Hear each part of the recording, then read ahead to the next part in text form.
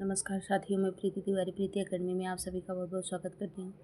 दोस्तों, ये आगे का और वीडियो है जो मैं बना के डाली हूँ, और वीडियो आपको और भी क्लास में मिलेंगे।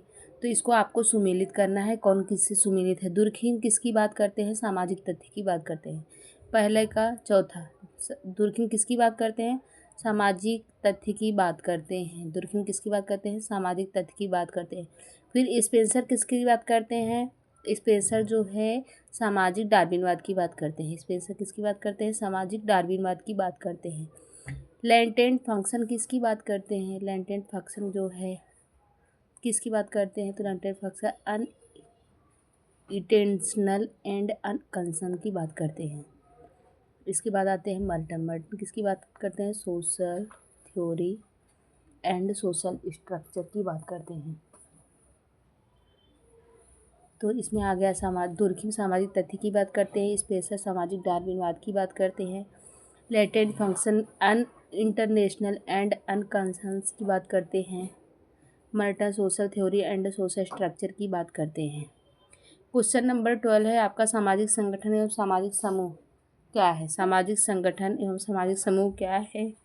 तो एक दूसरे से जुड़े रहते हैं। क्या है? एक दूसरे से। सामाजिक संगठन सामाजिक समूह जो होता है एक दूसरे से जुड़े रहते हैं। ये आपका राइट आंसर है।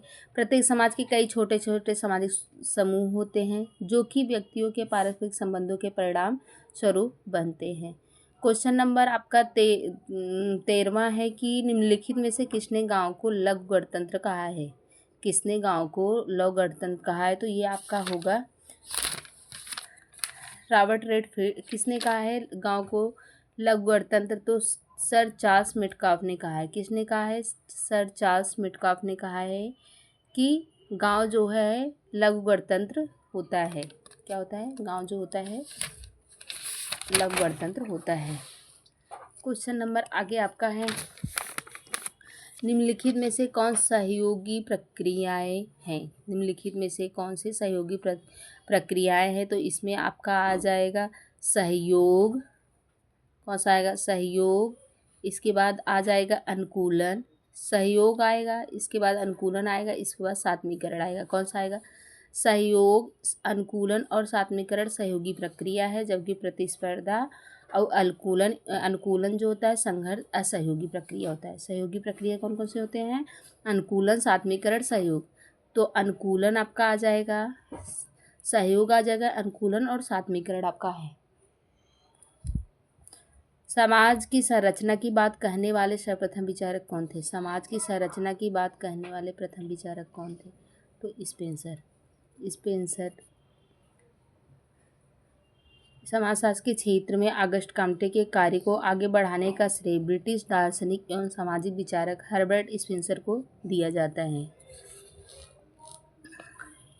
सिद्धांत जो समाज और मानव शरीर के बीच अनेक बिंदुओं पर साम्यता स्थापित करता है तो क्या कहलाता है?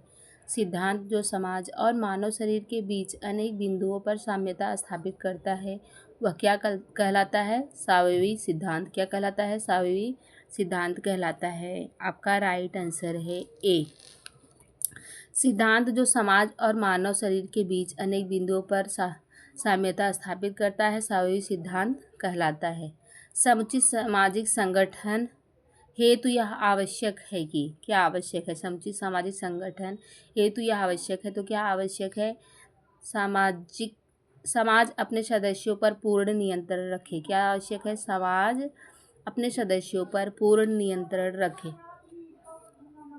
समुचित सामाजिक संगठन हेतु यह आवश्यक है कि समाज अपने सदस्यों पर पूर्ण नियंत्रण रखे।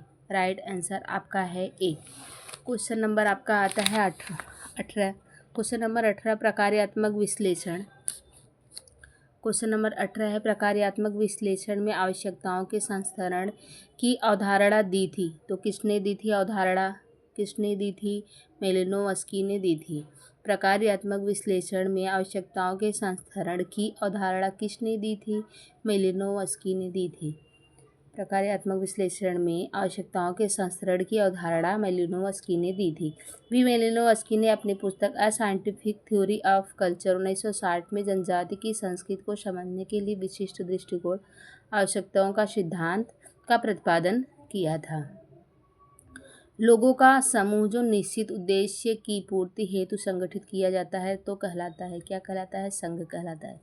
क्या कहलाता है? संघ कहलाता है। संघ व्यक्तियों का एक ऐसा संग्रह है जो निश्चित उद्देश्यों को पूरा करने के लिए एकजुट होते हैं और स्वीकृत नियमों, तरीकों एवं उद्देश्यों को पूरा करते हैं। तो राइट आंसर आपका है बी, संघ। कौन सा right answer? B. Bharatiya Samaj की एकता और स्थिरता निर्भर करती है। भारतीय समाज की एकता और स्थिरता क्या निर्भर करती है? धर्म पर, धर्म एवं संस्कृति पर। क्या निर्भर करती है? धर्म एवं संस्कृति पर। भारतीय समाज की एकता और स्थिरता धर्म एवं संस्कृति पर